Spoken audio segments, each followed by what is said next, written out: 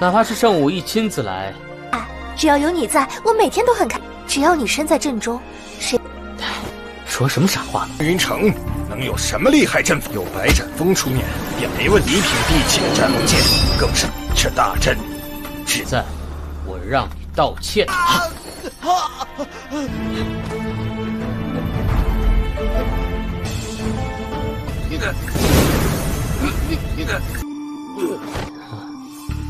圣武义在我的吗？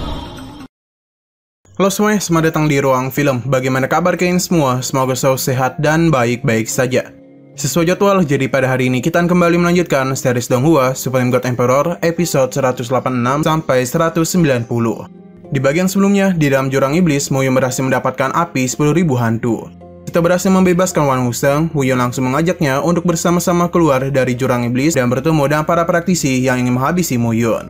Sampai di sana, Wan Wuseng mampu membuat 5 lawannya kewalahan, sehingga 5 lawan itu berencana akan melarikan diri. Sayangnya, sebelum mereka sempat kabur, Mu Yun dan Wan Wuseng langsung menghabisi mereka, dan hanya menyisakan si Jing Tian dan Sensori saja. Setelah itu, Mu Yun dan Wan Wuseng bergegas pergi ke kota Dongyun. Di kota itu, ternyata Se Jongyun, Seng Wufeng, dan Bai Jianfeng telah sampai di sana.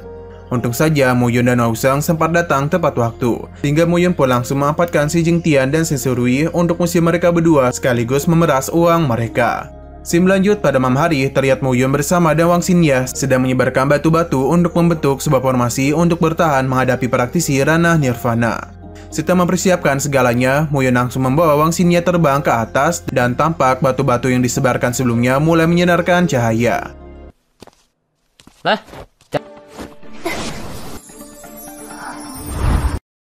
Kemudian Mu Yun pun mulai memasang formasi dan memanfaatkan gabungan 2 api surgawinya. Mu Yun menjelaskan kalau formasi itu adalah formasi langit kura-kura hitam yang dibentuk berdasarkan nadi seluruh tubuh binatang ilahi kura-kura hitam. Terlihat sesudah formasi langit kura-kura hitam berhasil dibuat, formasi itu mencangkup seluruh area di kota Dongyun. Dan penuh keyakinan, Mu Yun mengatakan mulai hari itu kota Dongyun adalah kota yang paling kuat di daratan Zhongzhou. Bahkan sekalipun Seng Wuyi turun tangan, ia juga pasti akan kesulitan untuk memecahkan formasi tersebut. Melihat formasi, Wang Xingye merasa kalau inti dari formasi itu adalah diri Mu Yun sendiri. Selama Mu Yun berada di tengah formasi, maka Mu Yun dapat mengendalikan semuanya. 哪怕是圣武义亲自来，只要有你在，我每天都很开。只要你身在阵中，谁？说什么傻话呢？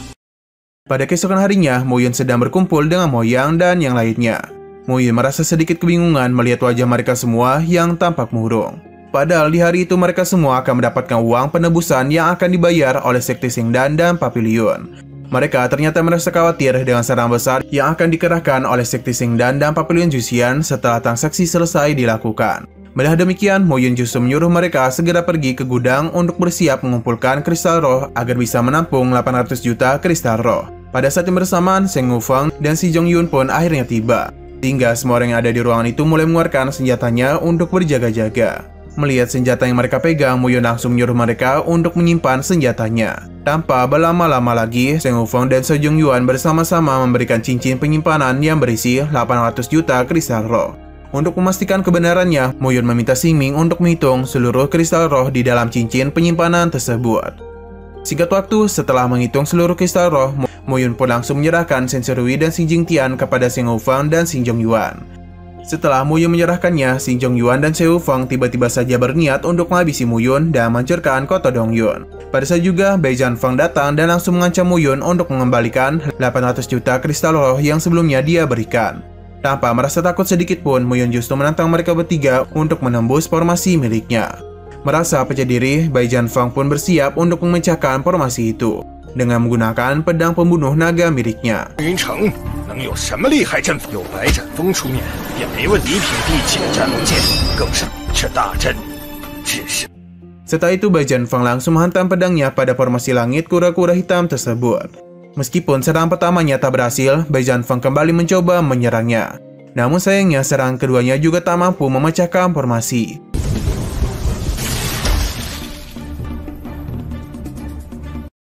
Melihat hal demikian, Mu Yun langsung mentertawakannya dan mulai meremehkan kekuatan Bai Jianfeng yang berada di altar jiwa tingkat 5. Merasa sangat kesal terhadap Mu Yun, Bai Jianfeng lagi dan lagi mencoba menyerang formasi itu. Akan tetapi dia lagi dan lagi mengalami kegagalan untuk memecahkannya. Mu Yun kemudian mencoba menantang Bai Zanfeng untuk menghancurkan formasinya. Jika Bai Zanfeng dapat melakukannya, maka Mu Yun bersedia untuk dihabisi oleh Bai Zanfeng. Kemudian tiba-tiba saja Bai Zanfeng terkena ilusi dari Mu Yun yang membuat dirinya terluka dan terjatuh. Oleh karena Bai Zanfeng sudah kewalahan, maka Mu Yun berencana akan menunjukkan kekuatan dari formasi kura-kura hitam miliknya. Lalu Mu Yun mulai membangkitkan roh naga giok kuno dan langsung melepaskan serangan kepada Bai Zanfeng.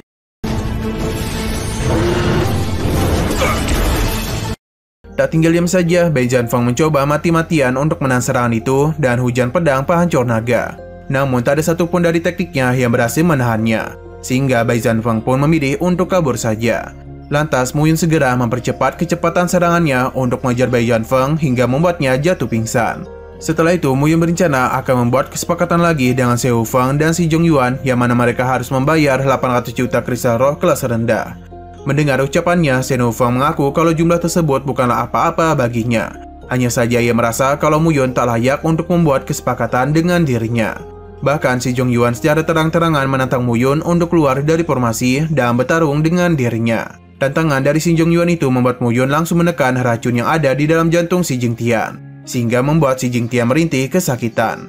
Mu Yun sengaja menyiksa Si Jingtian untuk memberikan gertakan kepada Si Zhongyuan dan Se Wufeng atas perbuatan mereka yang sudah melanggar kesepakatan. Tak tahan melihat putranya kesakitan, Si Zhongyuan pun berteriak mengatakan kalau ia bersedia untuk menyetujui semua persyaratan dari Mu Yun dan bersedia untuk menjanjikan apapun kepada Mu Yun. Oleh karena Si Zhongyuan bersedia melakukannya, Mu Yun pun langsung meminta 200 juta kristal roh kepada Si Zhongyuan sebagai tebusan untuk menyingkirkan racun dari dalam tubuh Si Jingtian. Tanpa berlama-lama lagi, Si Zhongyuan pun segera memberikan apa yang diinginkan oleh Mu Yun. Sebelum membiarkan Si Zhongyuan dan putranya pergi, Mu Yun menyuruhnya untuk meminta maaf kepada Gan Jinyu atas perbuatan Si Zhongyuan yang telah menampar wajah Gan Jinyu. Pada awalnya, Si Zhongyuan menolak melakukan hal itu. Akan tetapi, karena Mu Yun terus mendesaknya dan menyiksa putranya, Si Zhongyuan pun terpaksa bersujud dan meminta maaf kepada Gan Jinyu.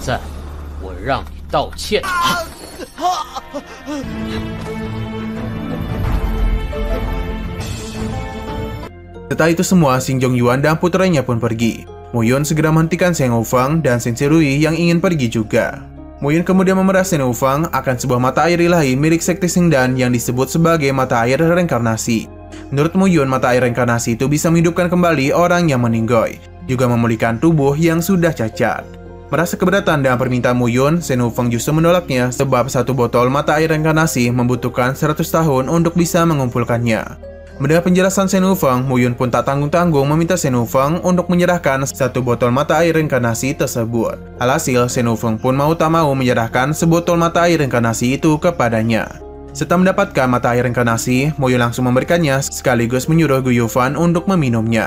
Akibatnya, lengan kanan Gu Yufan yang sebelumnya telah terputus tiba-tiba saja kembali pulih secara sempurna. Merasa sangat gembira akan hal tersebut, Gu Yufan langsung berlutut sambil berterima kasih kepada gurunya.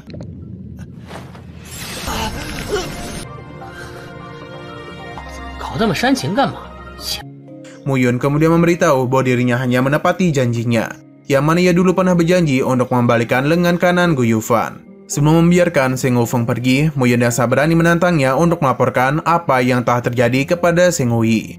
Ia juga mengancam jika sesuatu terjadi kepada Shin Mangyu, maka Shen Wei harus bersiap untuk kehilangan nyawanya. Setelah orang-orang dari sekte Xingdan pergi, semua orang pun menjadi sangat tenang dan mulai bersorak untuk Mu Yun.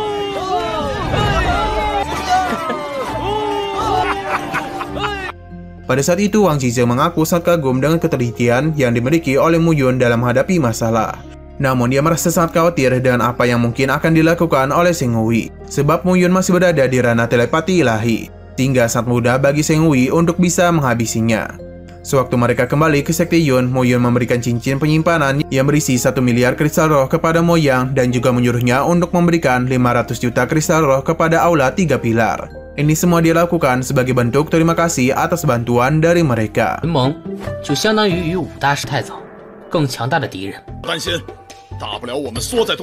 Di sisi yang berbeda, terlihat Putian, Wang Yu, Gao Bumi, dan Xuan Buyi sedang berada di jurang iblis. Menurut Putian, jurang iblis sebentar lagi akan membuat seluruh daratan Zhongzhou mengalami bencana yang besar. Lang Wongyu, Gao Bumi, dan Xuan Buyi berpikir kalau yang dipikirkan oleh 5 kekuatan utama baru-baru ini hanyalah cara untuk menghadapi aliansi Yun saja. dan tak pernah peduli dengan masalah yang ada di dalam jurang iblis. Setelah itu mereka ternyata juga telah mengutus seseorang untuk mengirimkan surat kepada 8 kekuatan utama, dan yang memberikan respon hanyalah Tanah Suci Chiao, Aula 3 Pilar, dan Lembah Dewa Petir saja. Putih memberitahu bahwa ketidakpedulian dari 5 kekuatan utama itu sudah diprediksi oleh master mereka yang bernama Yu Xingmu. Di dalam jurang iblis terlihat ada sebuah monster bermata satu yang mulai menghancurkan segel yang ada pada pelapon batu tersebut. Kembali ke kota Dongyun, tampak banyak para prajurit yang sedang berlatih di Sekte Yun. Di sana, Mo Yang juga sedang melaporkan kepada Mu Yun kalau Sekte Sengdan telah mengutus seseorang untuk meminta Mu Yun pergi ke Sekte Sengdan. Jika Mu Yun menolak permintaan itu, maka Sekte Sengdan akan mengambil jiwa ilahi milik Xing Mang Yu. Selain itu, Mu Yun diperintahkan untuk membawa 1 miliar kristal roh tingkat terendah ke Sekte Sengdan. Bukannya kesal, Mu Yun justru mentertawakan cara Sekte Sengdan untuk membalas dendam kepada dirinya. Sebab cara itu sama persis dengan apa yang dilakukan oleh Mu Yun sebelumnya untuk mengancam Sekte Sengdan. Singkat waktu, terlihat Wang Xingya datang ke Sekte Yun dan menemukan sebuah surat dari Mu Yun. Karena Mu Yun itu akan pergi ke Sekte Sengdan dalam beberapa hari. Di sisi lain, tampak Mu Yun akhirnya sampai ke Sekte Sengdan. Baru saja sampai, dia itu langsung menghabisi 2 penjaga yang ada di sana.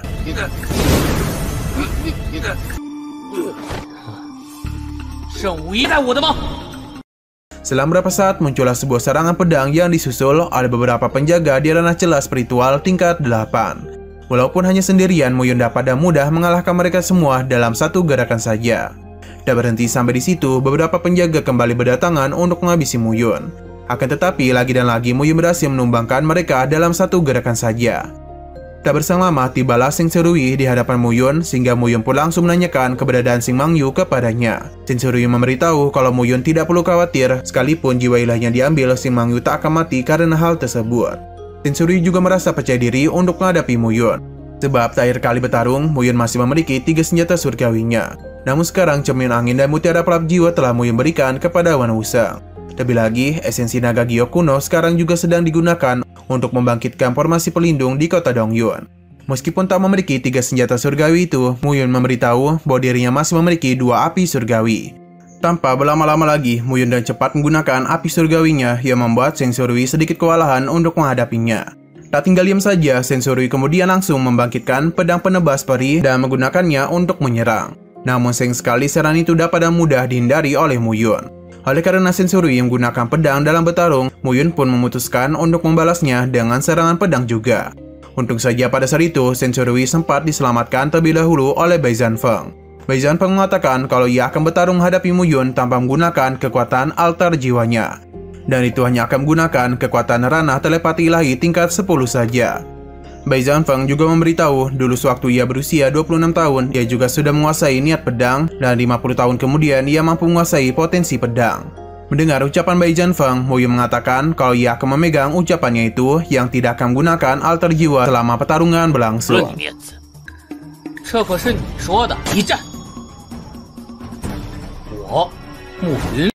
Tanpa berlama-lama lagi, Mu Yun dan Bai Zanfeng pun mulai bertarung dengan sangat sengit.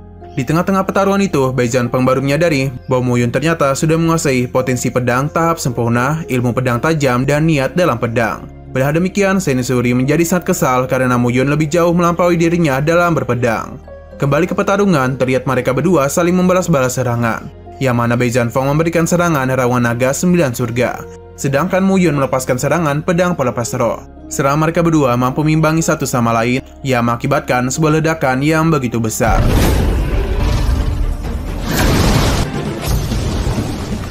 Melihat serangan barusan, Seng Serui pun mengakui tanpa altar jiwa, Bai Zanfeng bukanlah lawan yang sepadan bagi Mu Yun.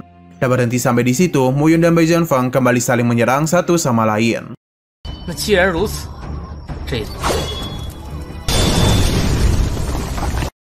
Tak jauh dari sana, seorang tetua sekte Sengdan bernama Seng Uku merasa takjub dengan kemampuan yang dimiliki oleh Mu Yun.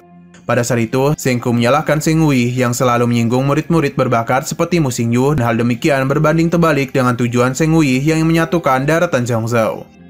Mendengar ucapan Seng Ku, Seng Hui berusaha tak ingin mendengarkannya, karena ia merasa dirinya yang tidak bergantung pada siapapun pasti akan berhasil mencapai tujuannya sendiri. Terus Seng Ku, rencana Seng Hui terlalu kejam, pasalnya Seng Hui berencana akan menggunakan formasi pembunuh 10 arah dari sekte Sengdan hanya untuk menghabisi Mu Yun. Selain itu, Sengoku juga sampai menyinggung masalah kekejaman Sengui yang kemungkinan menjadi penyebab putusnya lengan dari Sengoku. Terlebih lagi lengannya itu tak akan bisa disembuhkan sekalipun menggunakan mata air reinkarnasi. Sementara itu, pada pertarungan Mo Yun dan Bai Zhanfeng, terlihat mereka berdua mulai saling menyerang dan jurus-jurus pamungkasnya. Akibat serangan barusan, Mo Yun tampak menjadi sangat kewalahan. Bahkan Mo Yun juga sampai mengakui kehebatan dari Bai Zhanfeng dalam berpedang. Tanya Mo Yun, Bai Zhanfeng juga diam-diam mengakui ilmu pedang yang dikuasai oleh Mo Yun. Pasalnya, pedang penebas naga miliknya 10 kali lebih kuat daripada senjata bumi yang sekarang digunakan oleh Mo Yun. Selain itu, di pertarungan terakhir sebelumnya, jika bukan karena kekuatan alter jiwa yang digunakan oleh Bai Zhanfeng di saat-saat akhir, maka sudah dipastikan Bai Zhanfeng akan terhempas jauh. Setelah itu, Bai Zhanfeng mulai menurunkan pedangnya dan secara terang-terangan mengakui ilmu berpedang Mo Yun. Dan ia juga mengakui kalau dirinya sudah kalah dalam bertarung menghadapi Mo Yun.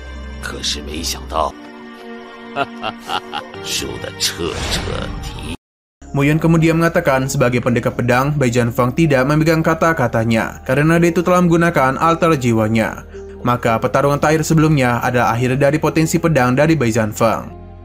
Nah, sayang sekali episode pada hari ini harus bersambung dulu. Oke, sekian dulu pada video kali ini. Untuk video selanjutnya akan segera hadir. Jadi bagi kalian yang mengikuti seri sini, langsung saja klik subscribe dan aktifkan loncengnya.